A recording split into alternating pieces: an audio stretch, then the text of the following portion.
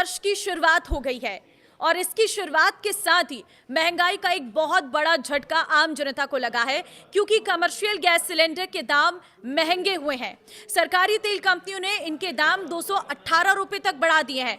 सिर्फ सिलेंडर के दाम ही नहीं बढ़े हैं, बाकी बहुत सारी चीजों में भी आज यानी 1 अप्रैल से बदलाव हो गए हैं। 15 चीजें हैं जिनमें आज से बदलाव हुए हैं, जो आपकी जेब पर सीधा असर डालेंगे। इसलिए इन कुल मिलाकर 15 बदलाव के बारे में एक एक करके आपको बताएंगे।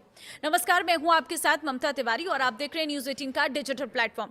सबसे पहले हम पहले बदलाव की बात करते हैं। तेल कंपनियों ने कमर्शियल गैस सिलेंडर 218 रुपये तक महंगा कर दिया है। चेन्नई में ये सबसे महंगा हो गया है 2246 रुपये 50 पैसे। दिल्ली में इसकी कीमत है 2078 रुपये 50 पैसे। इसका असर क्या होगा? इसका असर यह होगा कि कमर्शियल सिलेंडर के दाम बढ़ने से रेस्टोरेंट मालिकों का खर्चा बढ़ेगा। ऐसे में चाय नाश्ते और थाली महंगी हो सकती है, शादियों की कैटरिंग भी महंगी हो सकती है। घरेलू सिलेंडरों के दामों में कोई बदलाव नहीं हुआ है, तो घरेलू सिलेंडर के दाम अभी भी 910 रुपये ही हैं, जिसमें आप इन सिलेंडर को खरीद सकते हैं। लेकिन कमर्शियल गैस सिलेंडर के दाम बढ़ने से भी आपकी जेब से ही ज्यादा पैसा जाएगा, क्योंकि खाना पीना महंगा होगा। दूसरा बदलाव, ट्रेन छूटने से 8 घंटे पहले तक टिकट रद्द करने पर ही रिफंड मिलेगा। पहले समय 4 घंटे था। यात्री ट्रेन छूटने से 30 मिनट पहले तक बोर्डिंग स्टेशन भी बदल पाएंगे।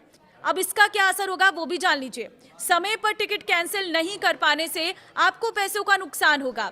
रिफंड के नियमों को सख्त करने से आम यात्रियों को कंफर्म टिकट मिलने की संभावना बढ़ेगी।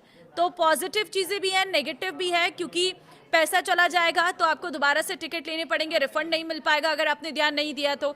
दूसरी तरफ अगर आपकी कोई टिकट कंफर्म नहीं हुई है तो संभावनाएं आपके लिए बढ़ जाएंगी। अब तीसरी चीज है फास्टैग एनुअल पास। इसमें बदलाव क्या हुआ है? आज से फास्टैग का एनुअल पास रिन्यू कराने पर आपको अपनी जेब से और ज्यादा पैसे देने पड़ेंगे। एनएचएआई ने एनुअल पास की कीमतों में 2.5% की बढ़ोतरी की है, यानी कि 75 रुपए बढ़ा दिए गए हैं। 3000 का ये पास अब 3075 रुपए में आपको मिलेगा। इसका असर क्या होगा वो भी जान लीजिए। सालाना पास के लिए 3000 रुपए की जगह 3075 रुपए चुकाने होंगे। ये पास कार यूजर्स को देश भर के 200 टोल प्लाजा पर बिना रुके सफर करने की सुविधा देता है। तो ये भी 75 रुपए महंगा हो गया है। अब ये पैसा भी आपके ही जेब से जाएगा। चौथी चीज, टोल पर नो कैश। इससे क्या होगा? आज से सभी टोल प्लाजा पर कैश ट्रांजैक्शन पूरी तरह से बंद कर दिया गया है। टोल टैक्स का पेमेंट केवल फास्टैग या यूपीआई जैसे डिजिटल माध्यमों से ही हो सकेगा। इसका असर, अगर आपके पास फास्टैग नहीं है, उसमें बैलेंस कम है, तो यूपीआई से ही टोल का ऑप्शन बचेगा। कैश का विकल्प नहीं होने से परेशानी में आप पड़ सकते हैं। पांचवी चीज, गाड़ियों की नई कीमतें। 31 मार्च तक पुरानी स्टॉक और पुरानी कीमतों पर गाड़ी मिल रही थी। आज 1 अप्रैल से कमर्शियल और पैसेंजर गाड़ियों के दाम 2 से 3% तक बढ़ गए हैं। इसका असर यह है कि यदि आपने कार बुक की है लेकिन बिल 31 मार्च तक नहीं कटा, तो अब बढ़ी हुई कीमत देनी होगी। शोरूम प्राइस के साथ साथ रजिस्ट्रेशन चार्जेस भी बढ़े हुए दामों पर आपको लगेंगे। अब दूसरी चीज कैटेगरी में आ जाते हैं, टैक्स, बैंकिंग और बाजार में। तो छठी चीज यह है कि असेसमेंट ईयर खत्म, अब सिर्फ टैक्स ईयर। बदलाव ये हुआ है कि आज से नया इनकम टैक्स एक्ट 2025 लागू हो गया है। अब फाइनेंशियल ईयर और असेसमेंट ईयर के बजाय सिर्फ टैक्स ईयर जैसे शब्दों का इस्तेमाल होगा। इसका असर ये पड़ेगा, इससे टैक्स पेयर्स के बीच की उलझन खत्म होगी। आपने 2024-25 में पैसा कमाया तो जुलाई 2025 में उसका टैक्स भरते थे। इसे एवाई एनुअल ईयर 2025-26 कहा जाता था। एक ही कमाई के लिए 2 अलग अलग सालों के नाम सुनकर कंफ्यूजन होता था। सातवीं चीज ये है कि रिवाइज्ड रिजीम के तहत फाइलिंग। बदलाव ये हुआ है कि 2025 में सरकार ने नई टैक्स रिजीम के टैक्स स्लैब में बदलाव किया था। 1 अप्रैल 2025 से लागू हो गया है। इस साल इस बदलाव के साथ रिटर्न फाइल कर पाएंगे। इसका असर क्या होगा? सैलरीड पर्सन की सेक्शन 87A के तहत 12.75 लाख रुपए तक की इनकम टैक्स फ्री है।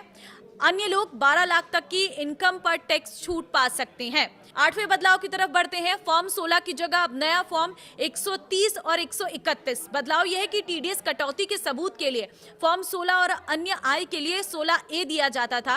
अब इन फॉर्म्स का फॉर्मेट बदलकर फॉर्म 130 और फॉर्म 131 कर दिया गया है।